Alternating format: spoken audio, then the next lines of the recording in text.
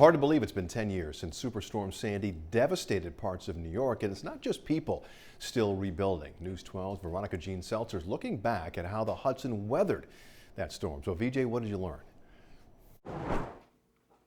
So much, but I think what caught my attention most is the Hudson is still recovering, but not from what you might think.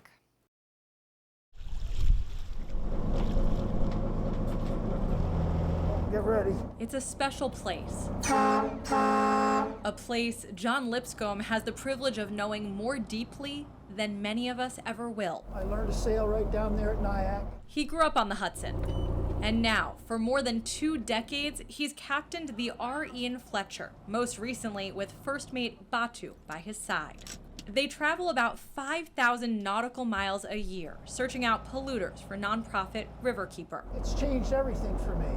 This is exactly where he was 10 years ago when Sandy hit New York. I did pull up my logbook from those days.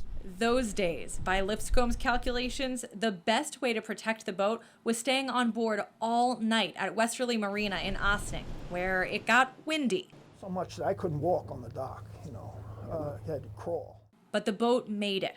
While just across the river in Rockland, others were smashed. Lipscomb says the long-term consequence for the river isn't healing from pollution. What the Hudson and the harbor are having to deal with is society's desire to prevent the damage from Sandy again. Riverkeepers fought flood mitigation plans before, including designs for a storm surge gate that the nonprofit thinks could have affected the tide. To diminish that, which is what those projects would have done, would have been a slow death to this river. Lipscomb wants to see a softer approach, a mix of fortifying naturally and building higher, with the understanding sea level rise will mean Sandy level high water more often. That wall would be underwater. And that's the way it was in Sandy.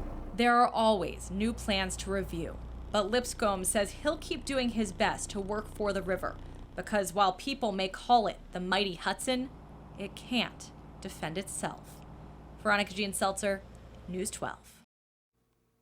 Riverkeeper says you can help protect the river first by voting in November for a bond act that would approve money for environmental projects. Second, by telling your senators to support federal legislation. It's the New York-New Jersey Watershed Act. It would allocate millions of dollars over many years to restore the Hudson River Valley.